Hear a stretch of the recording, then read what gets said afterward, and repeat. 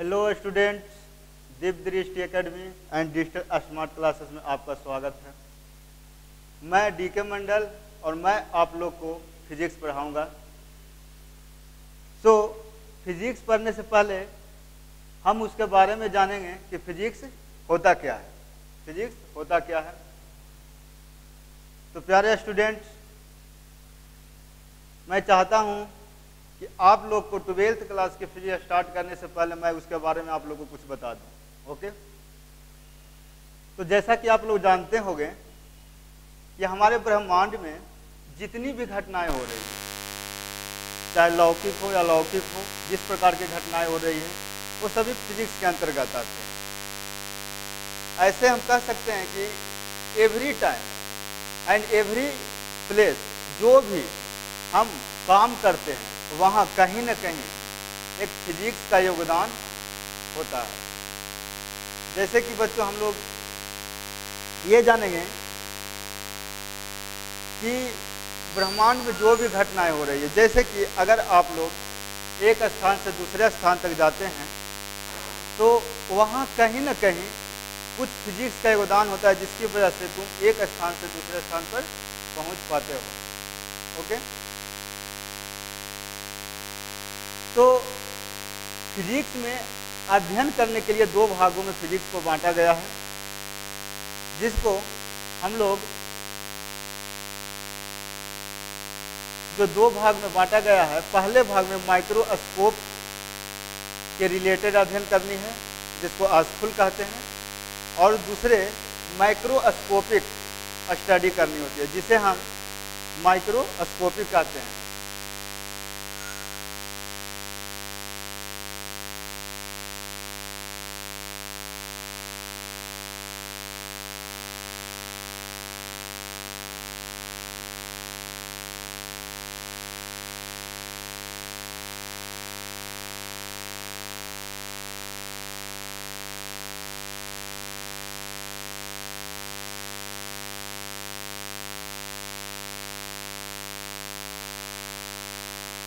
भौतिक का अध्ययन हम दो तरह से कर सकते हैं, उन्हें दो भागों में बांटा गया है।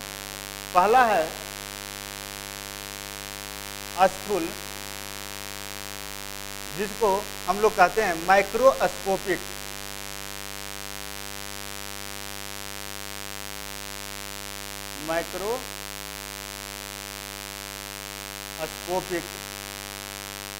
और दूसरा होता है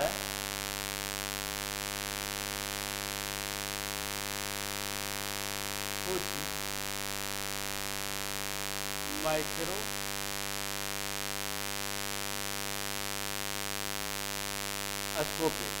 तो इन दोनों भागों में हम फिजिक्स को अध्ययन करते हैं।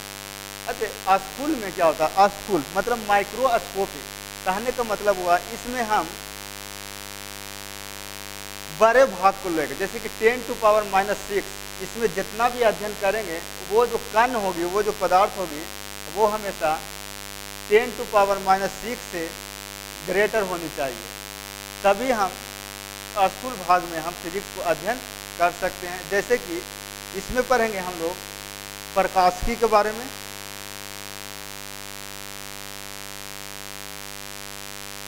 प्रकाशिकी,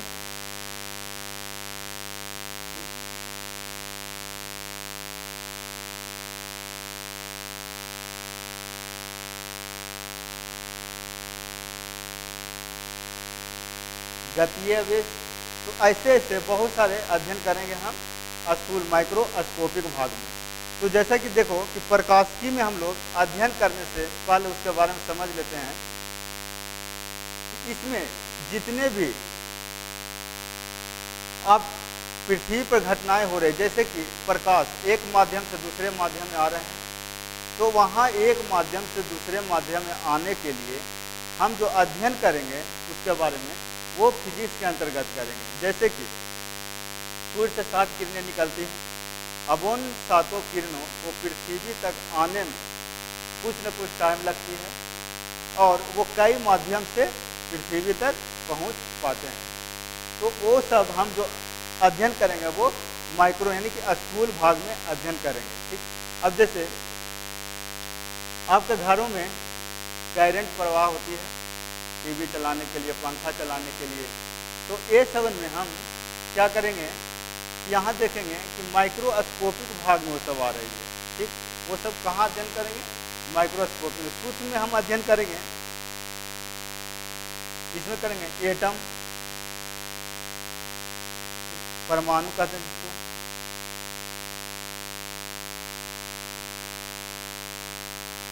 न्यूट्रॉन के बारे में अध्ययन करेंगे, प्रोटॉन के बारे में अध्ययन करेंगे, प्रोटॉन, इलेक्ट्रॉन, ETC, माने कि ऐसे ऐसे बहुत सारे हम पार्टिकल के बारे में सूक्ष्म मैंने माइक्रोस्कोपिक भाग में अध्ययन करेंगे फिजिक्स के।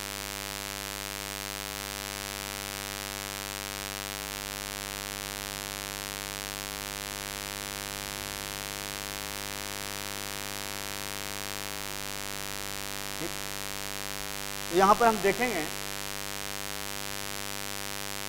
कि सबसे पहले हम लोग 12th का अध्ययन करेंगे। 12th में आपको पढ़ना है तुम लोग को क्या, तो सबसे पहले उसमें आपको स्थिर वैद्युतिकी पढ़नी है, उसका कुछ बेसिक समझना है।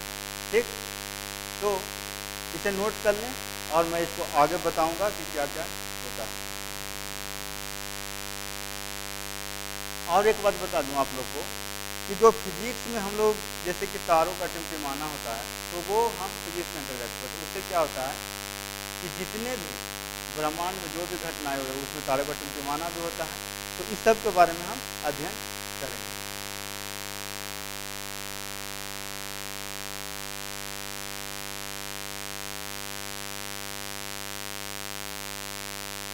ठीक, अब हम देखेंगे, इसमें आप लोग को 11th में पढ़ के आए होंगे कि वेक्टर जो सदिश या अदिश राशि होती है, वेक्टर एंड स्केलर, यानी कि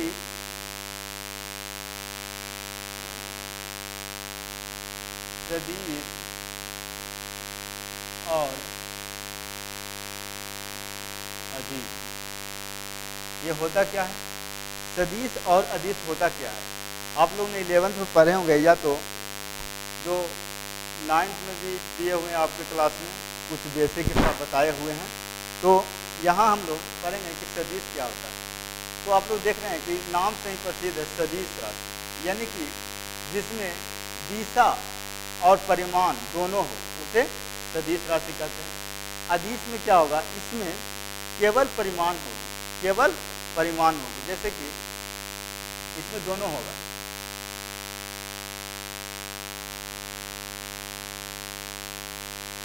दिशा भी होगी और दूसरा परिमाण भी होगा, दूसरा परिमाण होगा। ठीक, अदिश में केवल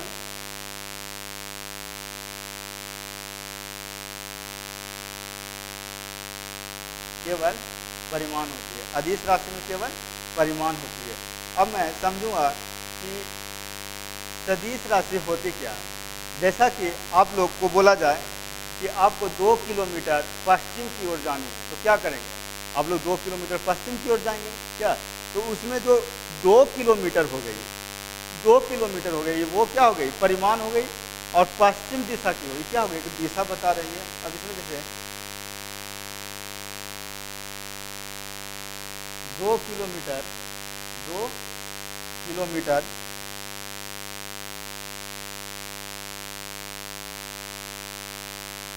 पूर्व, तो ये 2 किलोमीटर हो गई, ये बताएगा परिमाण।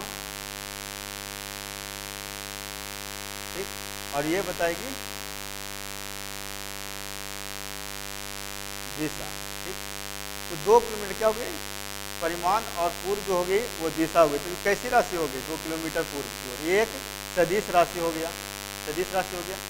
अब जैसे कि केवल परिमाण, अब मैंने बोलिया कि 2 लीटर दूध, तो 2 लीटर दूध करने का सोचा, केवल इसमें परिमाण आ गए, यानी कि ये अदिश राशि हो गई। ओके, तो ऐसे ऐसे बहुत सारे बेसिक है आपको जो फिजिक्स में आप लोग को पढ़नी है।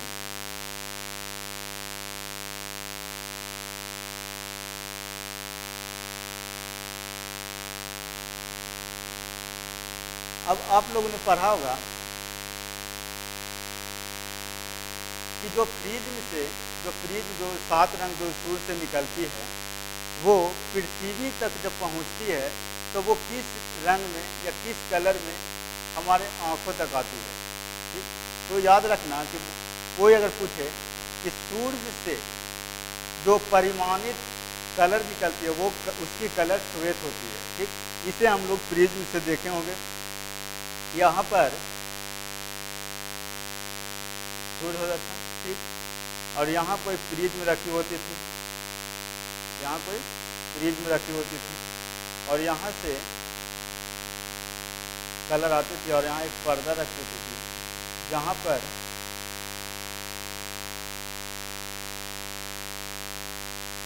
बहुत सारे कलर गुजरते थे। तो ये कितना रंग में गुजरते थे? 7 रंग यहाँ बनते थे। ओके, तो ये क्या हो गया? अगर हम फिर इस 7 रंग को अगर चाहें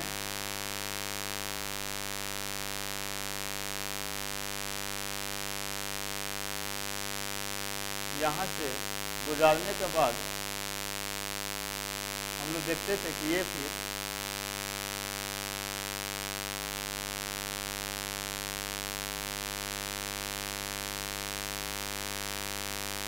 वाइट कलर में चेंज हो जाती थी। ये हम लोग पिछले कक्षाओं में पढ़े हैं, 8 या 9 क्लास में पढ़े हुए कि ये इसी तरह काम करती है।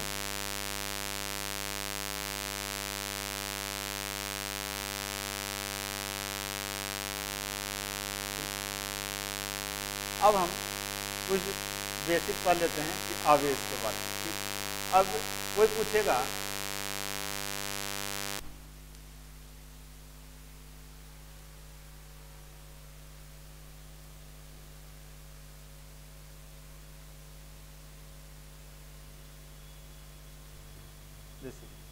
अगर आपसे कोई पूछे कि चालक पदार्थ क्या होती है, तो चालक और कुचालक और तीसरा अर्धचालक पदार्थ होती है। माने कि पदार्थ को 3 भागों में बांटा गया है, चालक, कुचालक और अर्धचालक। तो सबसे पहले आप लोग पढ़िएगा कि चालक पदार्थ क्या होता है। आखिर चालक पदार्थ कहते किसको है? चालक, जिसको हम लोग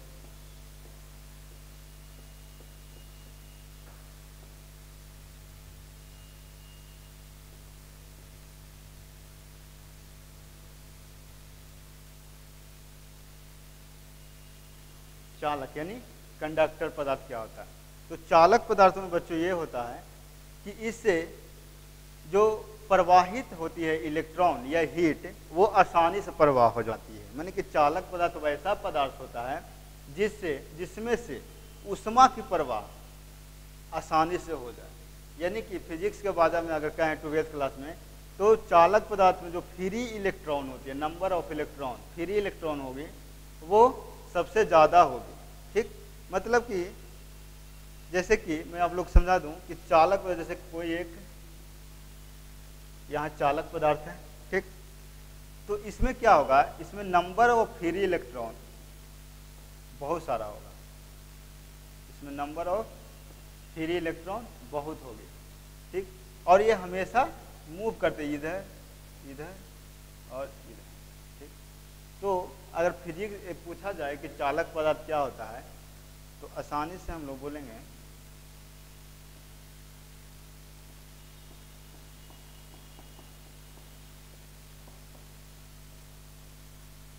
वैसा पदार्थ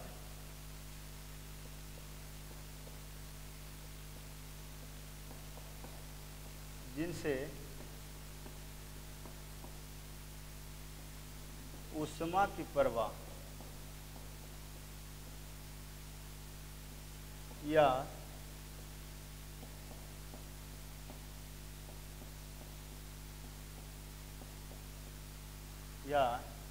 धारा की प्रवाह आसानी से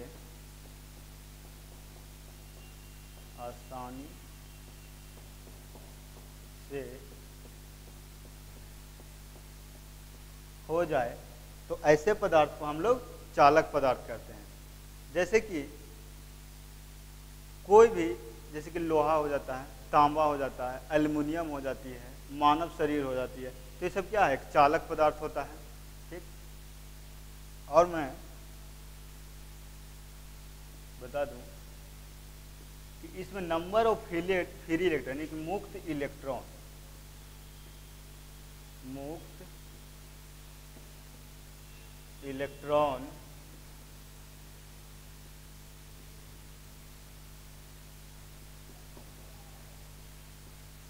इसमें मुक्त इलेक्ट्रॉन की संख्या सबसे ज्यादा हो। मुक्त इलेक्ट्रॉन की संख्या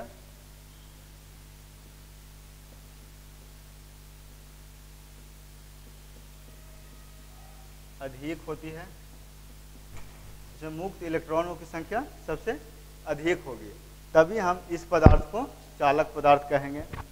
जैसा कि ये कोई चालक पदार्थ है, मैंने बोला कि ये चालक पदार्थ है, तो इसको कैसे समझेंगे? इसमें जो इलेक्ट्रॉनों की संख्या होगी वो मुक्त रूप से सबसे ज्यादा होगी। ये मुक्त रूप से सबसे ज्यादा होगी, मतलब कि ये फ्री होते रहेगी, कभी इधर कभी इधर कभी इधर कभी इधर घूमते हैं। जैसे कि हमारा मानव शरीर,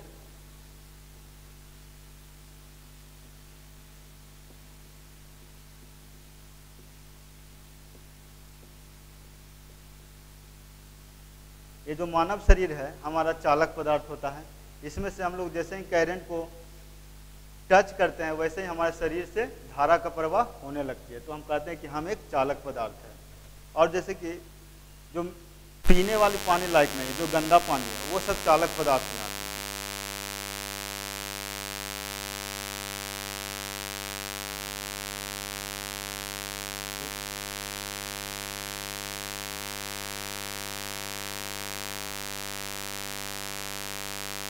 गंगा जल,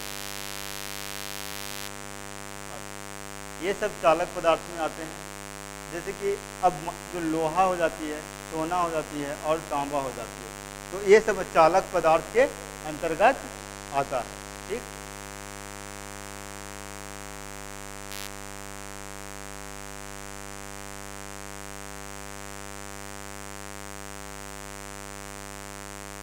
अब सुनिए कुचालक, जिसको हम लोग कहेंगे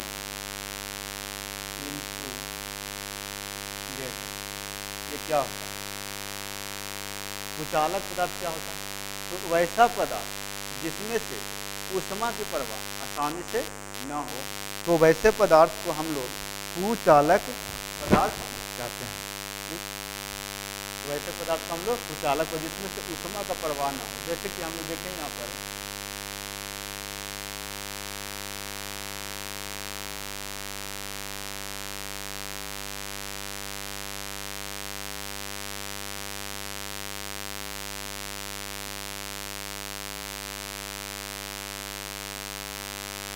जिसमें से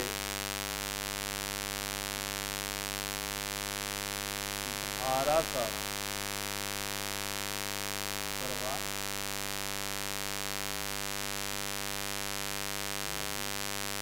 ऐसे पदार्थ को हम लोग कुचालक पदार्थ। इस कुचालक पदार्थ में क्या होगा कि जो नंबर ऑफ फ्री इलेक्ट्रॉन, मैंने मुक्त इलेक्ट्रॉन की जो इसमें मुक्त इलेक्ट्रॉन पाए जाते हैं वो ना के बराबर पाए जाते हैं।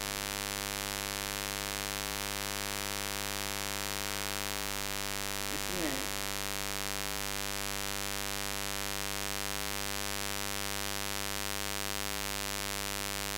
मुक्त इलेक्ट्रॉन, इसमें मुक्त इलेक्ट्रॉन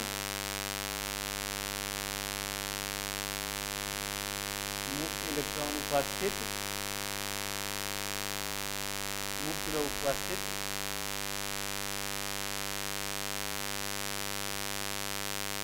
नहीं, ऐसे पदार्थ में मुक्त इलेक्ट्रॉन उपस्थित नहीं। ओके,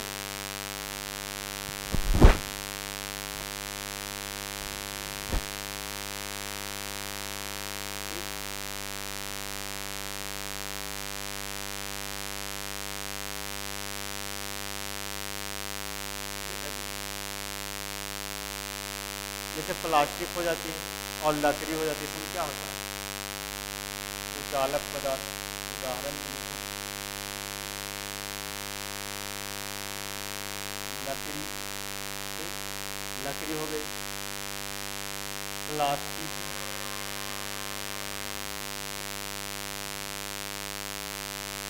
लकड़ी, प्लास्टिक आदि, ये सब क्या है?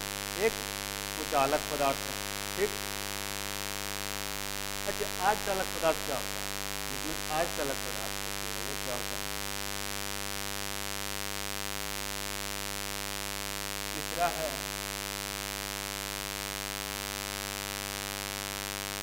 अर्ध चालक।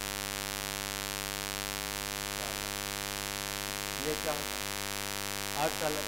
इसका सबसे बढ़िया एग्जाम्पल है, मैं आप लोग को देना चाहूँगा कि पेंसिल, जो पेंसिल होती है वो उसमें सबसे अच्छा अर्धचालक माना जाता है। इसमें क्या होगा कि इसमें जो नंबर ऑफ फ्री इलेक्ट्रॉन है वो चालक और कुचालक के मध्य,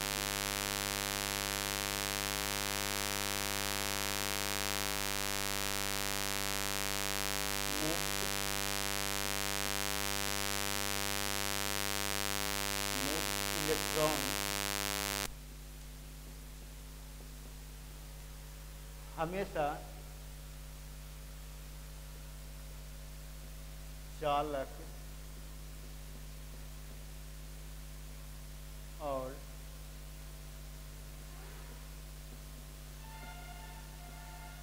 कुचालक के मध्य होती है। इसमें जो मुक्त इलेक्ट्रॉन होगा वो कुचालक, जैसे कि इसमें उदाहरण पेंसिल,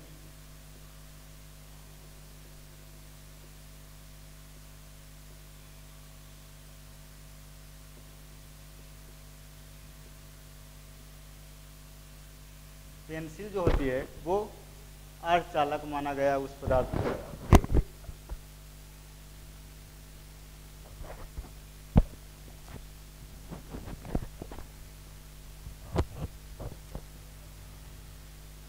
हो गए। अब हम पढ़ेंगे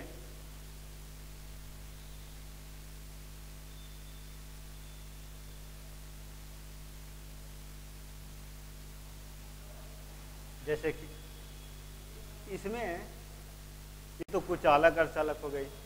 जो आवेश के बारे में पढ़ना है अब, जैसे कि कोई पूछे आवेश यानी चार्ज, इसको कैसे समझेंगे?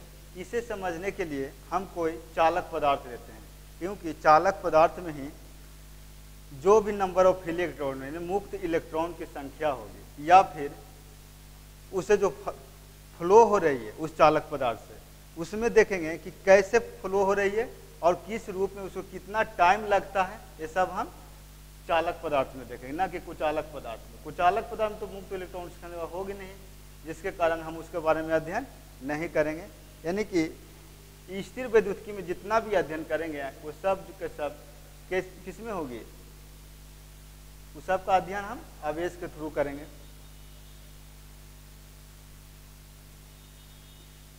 ठीक।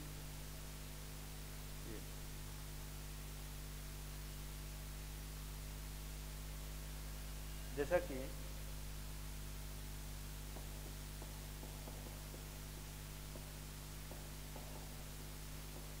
किसी वस्तु पर